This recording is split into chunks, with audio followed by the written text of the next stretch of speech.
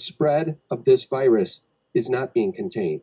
Beijing is a ghost town, and now Chinese police are seizing suspected carriers and taking them to essentially what are death camps where there is no medical treatment and no supplies. There's been a massive surge in sulfur dioxide levels across China, suggesting nonstop cremations may be occurring.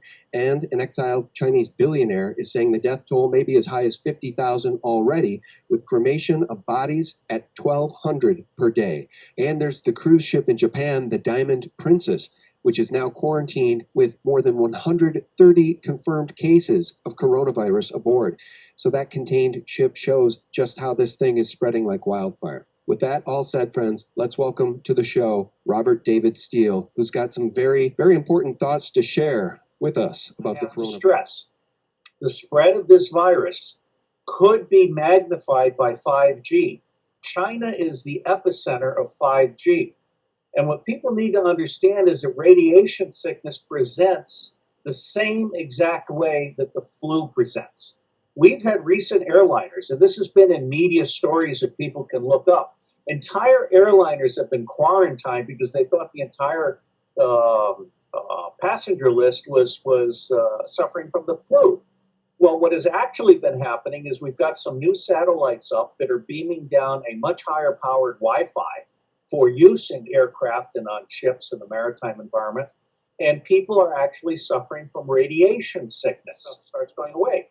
So it's very, very possible that this is not just a biological event, but it is also an electromagnetic warfare event in which radiation is being used to make people sick, and they're presenting precisely the same symptom story. I used to run a worldwide media influence operation for the Central Intelligence Agency. I know how many people are on the payroll, okay? The entire Western media is doing a Cassandra, the sky is falling in, the Chinese economy is over. They're actually telling everyone in China that the virus came from America. Because, you know, if they're not going to throw their own party under the bus, might as well throw the other superpower in the world under the bus so that you can eventually take over with all your dead citizens because you're not doing anything about this virus. All right, anyway, but if you question the official numbers coming out of China, all of a sudden you're a conspiracy theorist spreading fake propaganda who needs to be censored or taken off social media. Yeah, like Facebook and YouTube are doing right now. Even now, tons of videos, articles, and recordings are coming out from people in China showing how bad it is. But it all comes down to dollars.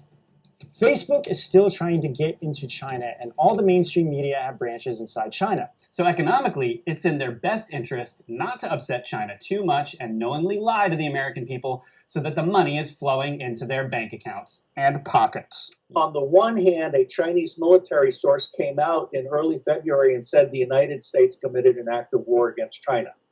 On the other, the Chinese ambassador went nuts the other day when someone suggested it was an act of war, and he said this started in the food market. China has been destroyed not by the virus, but by the Western media and the very deliberate attempts to crash the Chinese economy using the media. Now, is that the Western media was prepped for the Wuhan virus before it ever started. And so what you had here was a biological event overlain with a 5G, which is a genocidal, ecocidal technology, overlain with an information warfare campaign managed by MI6 and the CIA and others, which essentially trashed the Chinese economy. Because imagine how much money you could make if you knew 3 weeks in advance that the Chinese economy was going to crash and that all airline flights to China would be canceled and the tourism would crash. And forget the two Chinese nationals working at the Canadian National Microbiology Lab in Winnipeg who were kicked out of the facility for allegedly stealing samples of viruses to bring back to China. Oh, and this lab in Canada just so happened to hold the deadly viruses, one of them being the coronavirus. And then I'm sure it's also just a coincidence that they were found to be agents for China's biological warfare program. And if that isn't enough, one of them by the name of Dr. Xianggo Qiu went to Wuhan National Biosafety Laboratory at least 5 times from 2017 to 2018.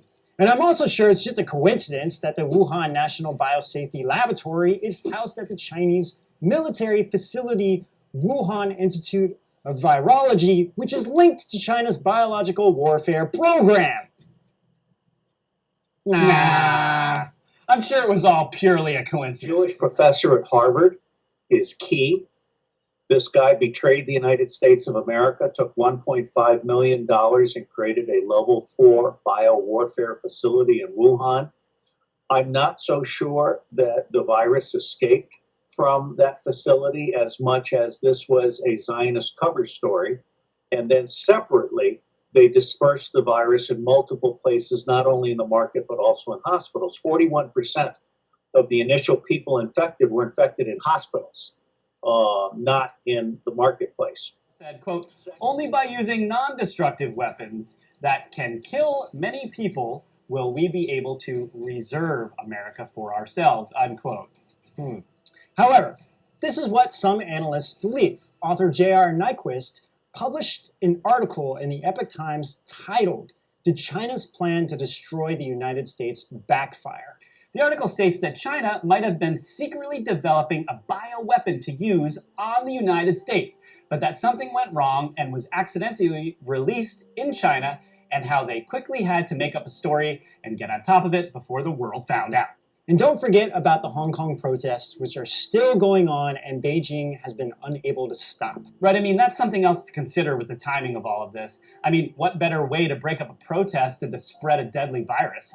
So was this a bioweapon created for this purpose, but actually it backfired?